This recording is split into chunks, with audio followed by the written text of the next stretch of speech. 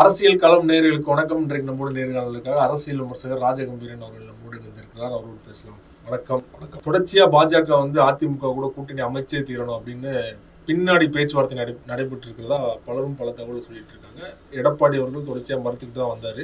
இந்த சூழல்ல இன்றைக்கு எடப்பாடி அவர்கள் டெல்லி தலைமையில அமித்ஷா அவர்களை பார்க்க போறாரு.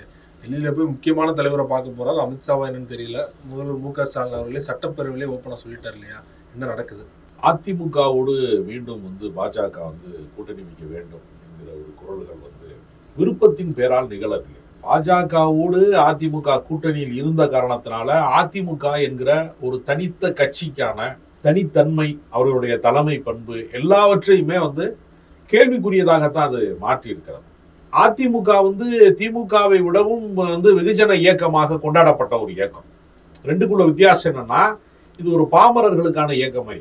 திமுகவிலே அந்த கொள்கை கோட்பாடுகள் அதற்கான நீண்ட நாள் பயணம் கொண்டவர்கள் தான் திமுகவினுடைய ஃபாலோவர்ஸா இருப்பாங்க. அதிமுக அப்படி இல்லை. அதிமுக எல்லா தரப்பு மக்களுக்கும் நீங்க ஒரு கோவில் திருவிழால எல்லாரும் கூடுறது மாதிரியான ஒரு விஷயம். அது கொள்கையாளர்கள் மட்டுமே கூடுற விஷயம் கிடையாது. அது ஒரு வெகுஜன அமைப்பு. அது அந்த அமைப்பு எவ்வளவுதான் வெகுஜனங்களை கூட்டி சென்றாலும் திமுகவை வெல்லக்கூடிய சக்தியா எப்பொழுதெல்லாம் திமுக ஆட்சியின் மீது மக்களுக்கு அதிருப்தி வருகிறதோ அப்பொழுதெல்லாம் அந்த இடத்தை கைப்பற்றக்கூடிய இடத்துல அதிமுக தான் இருந்திருக்கிறது. உதாரணத்திற்கு ஈழ பிரச்சனையில திமுக மீது கடுமையான விமர்சனங்கள் எழுந்த போதெல்லாம் அதை கைப்பற்றுவதற்கு பிரபாகரனை தூக்கில் போட வேண்டும் என்று சட்டமன்றத்தில் பேசிய ஜெயலலிதா திடீரென்று ஈழத்தாயா மாறிட்டார்ல. அந்த அளவிற்கு அவர்கள் என்ன செய்வாங்கன்னா, திமுகவை காலி பண்றதுக்கு எந்த எக்ஸ்ட்ரீமுக்கு வேணாலும் அவங்க போவாங்க. அப்படி ஒரு அரசியல் இருந்தபோது அவர்கள் வெற்றி பெற்றார்கள். இப்போ அதிமுக என்பது என்ன ஆயிடுச்சுன்னா, எல்லாருமே குள்ளர்களாக மாறியதற்கு பின்பு உயரமான ஒருவன் கூட இல்லை என்று சொல்வதை போல பாஜக அவங்களுடைய ரிமோட் கண்ட்ரோலை கையில் எடுத்து விட்டது. இப்போ எடப்பாடி பழனிசாமியினுடைய தலைமையை கேள்விக்குள்ளாக்க வேண்டும். எடப்பாடி பழனிசாமி தலைவராக நீடிக்கலாம், பாஜகவின் ஆசையோடு நீடிக்கணும், தனித்து போட்டி என்று சொல்லக்கூடாது. ஆனா அதிமுக என்ன விரும்புகிறதுனா, பாஜக கூட்டணியை அதிமுகவின் தலைமை விரும்பல. அவங்க விஜய் மாதிரி ஒரு இளைஞர் சக்தியை உசுப்பேத்துக்கிற, பெரும் திரளை ஜனத்திரளை கூட்டுகிற, மக்கள் எங்கு போனாலும் மக்கள் கூடுகிற ஒரு நடிகனோட கூட்டணி வச்சுக்கிட்டோம்னா நமக்கு ஏற்கனவே கட்டமைப்பு இருக்கிறது, கட்சி கட்டமைப்பு இருக்கிறது. இது சேர்ற போது ஒரு வசீகரமான விஜய் மாதிரி ஒரு நடிகன் சேர்கிற போது நம்ம திமுகவுக்கு ஒரு கடுமையான போட்டியை உருவாக்கலாம், திமுகவை வெல்வதற்கான ஒரு சவாலாக மாறும்னு அவங்க எதிர்பார்க்குறாங்க. அதோடு சேர்த்து பாட்டாளி மக்கள் கட்சியோ அல்லது வேறு சில கட்சிகளையோ இணைத்துக் கொள்வதற்கு அவங்க விரும்புகிறாங்க. திமுகவிலிருந்து எப்படியாவது திருமாவளவன் விடுவார், வேல்முருகன் விலகி விடுவார், கம்யூனிஸ்ட் கட்சிகள் முரண்பட்டு வெளியே விடுவார்கள் என்று திமுக கூட்டணி உடையும் என்று ஒரு காத்திருப்பு, விஜய் தன்னோடு உடன்பாட்டுக்கு வருவாரா என்கிற ஒரு காத்திருப்பு, இது ரெண்டு தான் அதிமுகவின் விருப்பத்தில் இருக்கு. பாஜக இல்ல. பாஜக அவர்களுடைய விருப்பப்பட்டியல்ல இல்ல. ஆனா அது என்ன செய்வாங்கன்னா, இந்த பொருந்தாத காதல்லாம் இருக்கும் தெரியுமா, நீ என்ன ஏத்துக்கலைன்னா உடனே நான் ஆசிட் அடிச்சுக்கலன்னு சொல்றாங்க எல்லாம் கையில. அது மாதிரி ஆசிட்டுக்கு பதிலாக அமலாக்கத்துறை. அதிமுக பாஜக தேவை, பாஜக அதிமுக ஆமா தேவை. அதாவது அதிமுக மீது பாஜகவுக்கு இருப்பது ஒருதலை காதல்.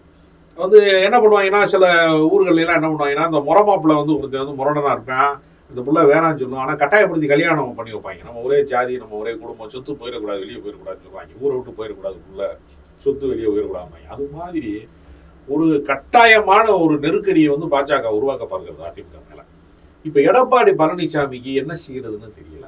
ஏன்னா தன்னிடம் கூட இருக்கக்கூடிய சகாக்கள் என்ன நினைக்கிறான், நம்ம போய் ஜெயில இருக்க முடியாது, செந்தில் பாலாஜி மாதிரி வழக்க போட்டு விட்டாங்கன்னா போய் இருக்க முடியாது, முதலமைச்சரையே தூக்குறாங்க, குடி குஞ்ச பருந்து தூக்குறது மாதிரி தூக்கிட்டு போறாங்க. அரவிந்த் கெஜ்ரிவால்ல இருந்து ஹேமந்த் சோரன்ல இருந்து எல்லாரையுமே அவங்க விசாரணை வளையத்துக்குள்ள எந்த விதமான மன தயக்கம் இல்லாம அவங்க விசாரிக்கிறாங்க. அது சர்வ அதிகாரம் கொண்டு இருக்கக்கூடிய அமைப்பாக அமலாக்கத்துறை இருக்கு. சாதாரணமா காவல்துறை ஒருத்தர் மேல வழக்கு போட்டுச்சுன்னா அந்த குற்றத்தை அவர் நிரூபிக்க வேண்டிய கட்டாயம் இருக்கு. அமலாக்கத்துறைக்கு அது கிடையாது. அமலாக்கத்துறை என்ன பண்ணா, யாரு மேலேயாவது வழக்கு போட்டு விட்டுட்டு அவங்க ஜெயில தூக்கி வச்சுட்டு போயிருவாங்க. நம்ம தான் நிரூபிக்கணுங்கிற நிலைமை இருக்கிறது. இந்த மாதிரியான ஒரு சூழல்ல அதிமுகவினுடைய இரண்டாம் கட்ட தலைவர்களுக்கு ஒரு ஆட்டம் காணுகிறது. அப்ப இரண்டாம் கட்ட தலைவர்களை அனுசரித்து போகவில்லை என்றால் இவர் தலைவராக இருக்க முடியாது. எடப்பாடி பழனிசாமி பாஜகவை விட்டு வெளியில வந்தாங்கல்ல நாடாளுமன்ற தேர்தல்ல, அதுக்கு ஏதாவது பலாபலன் இருந்துச்சா அப்படின்னு ஒரு கேள்வி இருக்கு. இப்போ உதாரணத்திற்கு சிறுபான்மை மக்களுடைய ஓட்டு அதிமுக பக்கம் டிரான்ஸ்பர் ஆச்சான்னா ஆகல.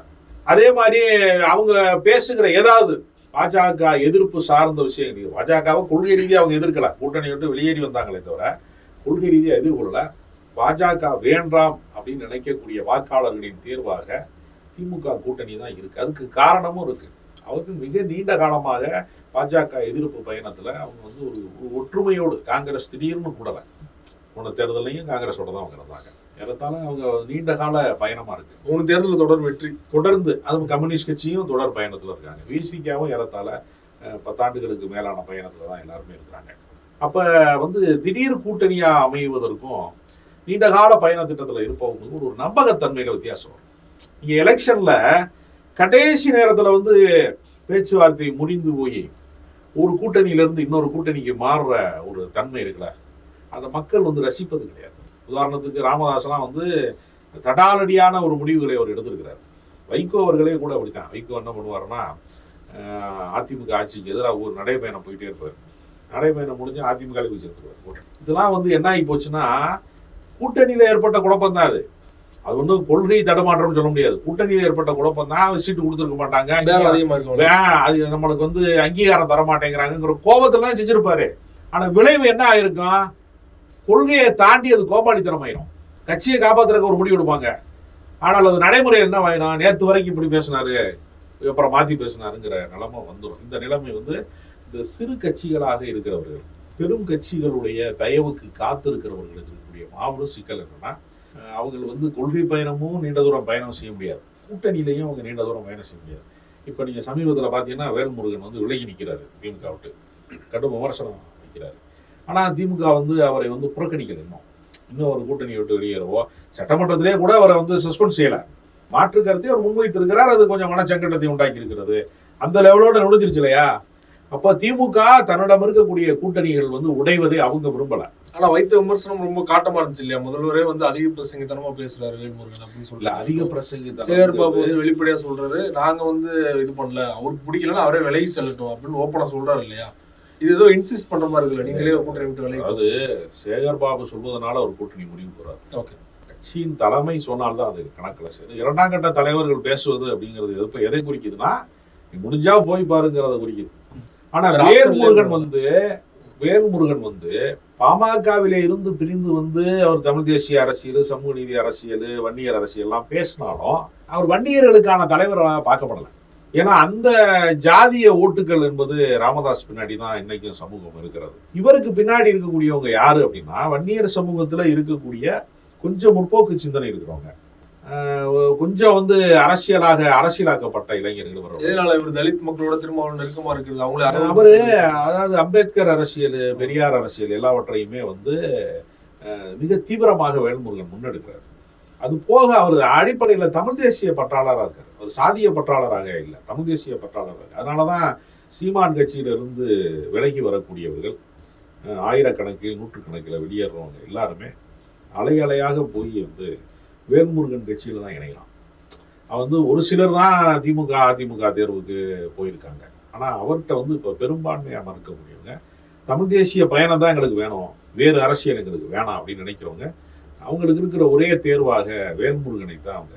சுப உதயகுமார் கூட அவரோட கட்சி. ஆமா, சுப உதயகுமார் ஒரு பெரிய அணுகுலை போராட்டத்தில் வந்து மிக முக்கியமான போராளி. அவரே வந்து இவரை தலைவராக ஏற்றுக்கொள்கிறார் அப்படிங்கிறது ரொம்ப முக்கியமான விஷயம். அது மட்டும் இல்ல, மதுரை மண்டலத்தினுடைய மிக முக்கியமான பொறுப்பாளராக நாம் தமிழர் கட்சியின் மாநில ஒருங்கிணைப்பாளராக தென்மண்டலங்களின் தளபதியா இருக்கக்கூடியவர் வந்து வெற்றிக்குமரன் என்கிற பொறியாளர், இன்ஜினியர் ஒருத்தர். அந்த வெற்றிக்குமரனும் வந்து வேல்முருகனுடைய கட்சியில தான் இணைந்து இருக்கிறார்.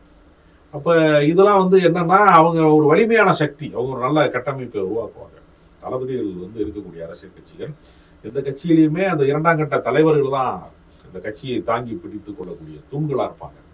அதனால வேல்முருகன் வந்து அடுத்த கட்ட பரிணாம வளர்ச்சிக்கு போறதுக்காகத்தான் வந்து ஆளுங்கட்சி விமர்சனம் செய்கிறார் என்றும் நம்ம அதை புரிந்து கொள்ளலாம். இப்ப எடப்பாடி அவர்கள் தொடர்ச்சியா சொல்லிட்டு இருந்தார், கூட்டணியில இருந்து வெளில வந்ததுக்கு அப்புறம் எந்த காலத்திலுமே வந்து பாஜகவோட கூட்டணி கிடையாது அப்படின்னு சொல்லியிருந்தாரு. சமீபத்தில் நடந்த ஒரு மகா சிவராத்திரி விழாவில் அமித்ஷாவோட வேலுமணி சந்திக்கும் போது வந்து ரொம்ப காட்டமா ஸ்ட்ரிக்டா சொல்லிட்டாரு, கூட்டணியை வந்து வைக்க சொல்லுங்க அப்படின்னு சொன்னதாகவும், அதற்கப்புறம் தான் அப்படியே காட்சிகள்லாம் மாறுது. எடப்பாடி அவர்கள் அதுக்கப்புறம் பிரஸ் மீட்ல பாத்தீங்கன்னா, ஒரே எதிரி எங்களுக்கு திமுக தான், பாஜக பேரே அவர் உச்சரிக்கல. ஸோ இப்போ இன்னைக்கு டெல்லி பயணம், அவர் வந்து அமித்ஷா தான் சந்திக்க போறாரு அப்படிங்கிறது அதிகாரப்பூர்வம் தெரியல இல்லையா?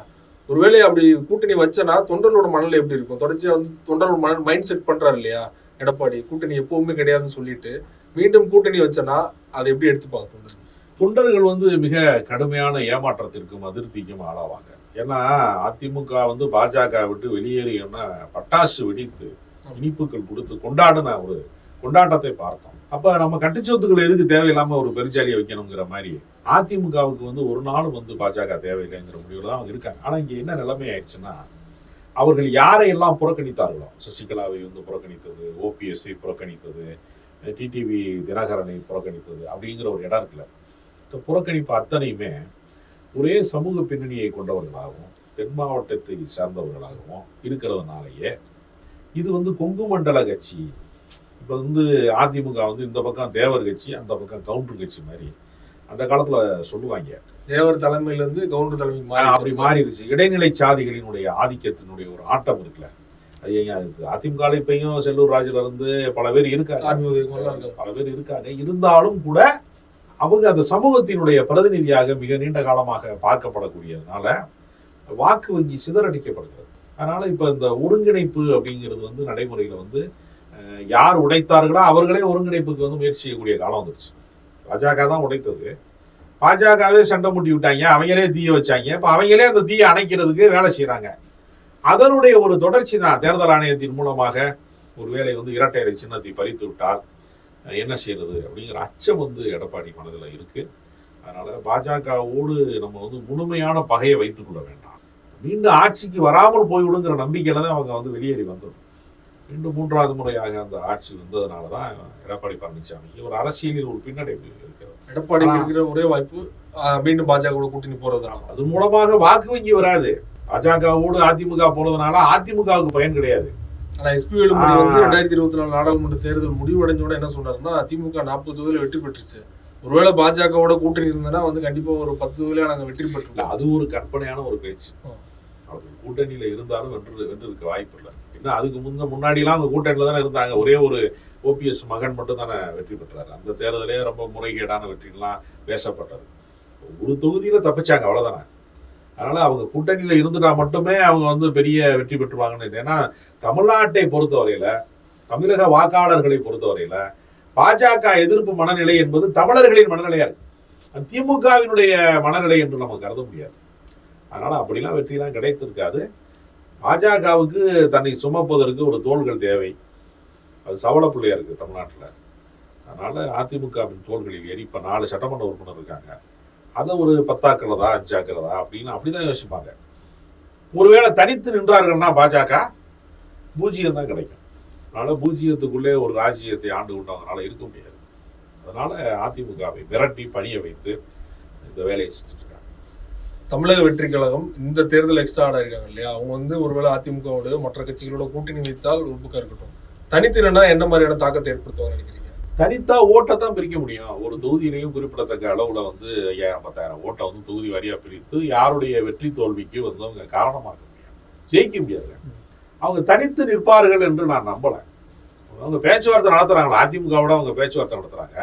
இப்ப தனித்து நின்றால் என்ன ஆகும்னா, வாக்கு வங்கி எத்தனை சதவீதம், எப்படி நாம் தமிழர் கட்சிக்கு சொல்றாங்க நாங்க 8.2% ஓட்டம்ங்கிறாங்களா, அது மாதிரி ஒரு வாக்கு சதவீதத்தை தான் காட்ட முடியுமே தவிர வெற்றி வாய்ப்பை ஒரு நாள் பெற முடியாது. ஒரு சட்டமன்ற உறுப்பினருக்கான வாய்ப்பு கூட சாத்தியப்படுமா நமக்கு தெரியல. தனித்தினா விஜய் கூட ஜெயிக்க மாட்டாரா? விஜய் கூட ஜெயிப்பதில் வந்து ரொம்ப ஏமாற்றம் அடையக்கூடிய வாய்ப்பு இருக்கு. இப்படித்தான் உலகநாயகன் கமலஹாசன் வந்து பெரிய ஆளாயிடுவார். 50-60 வருஷமா நடிச்சிருக்கிறாரு, பெரிய நடிகர்னு சொல்லும்போது வானதி சீனிவாசன் வந்து வெறும் 1800 வாக்குகள்ல தோற்று போயிட்டார். அந்த சாத்தியமும் இருக்கு. நடிகனாக இருப்பதனாலேயே வெற்றி பெற முடியும் நம்ம சொல்ல முடியாது. எம்ஜிஆருக்கு அரசியலும் தெரிந்திருந்தது. விஜயகாந்த் போன்றவர்களுக்கு மனிதநேய தொண்டுள்ளம் இருந்ததுனால சாத்தியப்பட்டது. எல்லாருக்கும் சாத்தியப்படாது. சிவாஜி கணேசன்ல இருந்து பல பேர் அரசியலுக்குள்ள இருந்து, அதாவது சினிமாவில இருந்து அரசியல்ல மோதி மோதி தோற்றவர்கள் பெரும் எண்ணிக்கையில் இருக்காங்க. நாட்டாம சரத்குமார் வரைக்கும் அது பெரிய பட்டியல் இருக்கு. அதனால அவ்வளவு எளிதான விஷயம் அல்ல. அதனால விஜய் கூட்டணி வந்து விட்டால் பாஜக கூட்டணி எடப்பாடி கட்டி விட்டுருவார். இப்போதைக்கு பாஜகவோட ஒரு சேஃப்டிக்காக தேர்தல் வர்ற வரைக்கும் ஒருவேளை அந்த பக்கம் ஒரு பாவனை காட்டிட்டு இந்த பக்கம் கூட்டணி போயிடுவாரோன்னு எனக்கு தோணும். விஜய் கூட. ஆமா, பாஜக பக்கம் பேச்சு. பாஜக சும்மா இருக்காது இல்லையா? பாஜக சும்மா இருக்காது அப்படிங்கறத தாண்டி வாக்கு வங்கி இருக்கிற ஒரு அரசியல் கட்சியை ரொம்ப ஆட்ட முடியாது. இப்போதைக்கு வந்து பயப்படுறது மாதிரி நடிச்சு. ஏற்கனவே செங்கோட்டையன் ஒரு பக்கம் ஒரு குரல், களவு குரல். செங்கோட்டையனுக்கு பின்னாடி அவருடைய நிழல் கூட வராது. செங்கோட்டையன் வந்து அரசியல்ல ஒரு அனாதை தான். அவர் ஏற்கனவே ஒரு அனுபவம் மிக்க அனாதையா இருக்கலாம். ஓபிஎஸ்க்கு என்ன கதியோ அதே கதி தான். இவர் இந்த பக்கம் போய் ராமநாதபுரம் பக்கம் போய் பலாப்பழம் வித்தாரு, இவர் போய் பொள்ளாச்சி பக்கம் போய் கோபிச்செட்டிப்பாளையம் பக்கம் போய் அவர் பலாப்பழம் வித்தாருன்னா ஒரு மாம்பழம் ஏதாவது விற்கலாம், வேற பழம் விற்கலாம், அவ்வளவுதான். தேர்தல் வெற்றி பெறுவதற்கு வந்து சாத்தியம் கிடையாது. இதெல்லாம் கட்சி தலைவரால ஆக முடியாது. அதனால எடப்பாடி பழனிசாமி கையில தான் மாவட்ட செயலாளர்கள், சட்டமன்ற உறுப்பினர்கள், கட்சியின் சின்னம் எல்லாமே இருக்கு. அதனால ஒருவருக்கு ஒருவர் அனுசரித்து போவதன் மூலமாக, விஜய் கூட்டணி வைப்பதன் மூலமாக அதிமுக வலிமை பெறுமே தவிர, பாஜகவோடு அதிமுக மீண்டும் கூட்டணி வைத்தால் மிகப்பெரிய அளவுல அதிமுக ஒரு சரிவை சந்திக்கும், மாபெரும் வீழ்ச்சியை சந்திக்கும். அந்த வீழ்ச்சியிலிருந்து அதிமுக எழவே முடியாத அளவுக்கு மோசமான கட்டத்தை அடையும். சமகால அரசியல் தொடர்பாக பல்வேறு விஷயங்கள் நடப்பாங்க. நன்றி.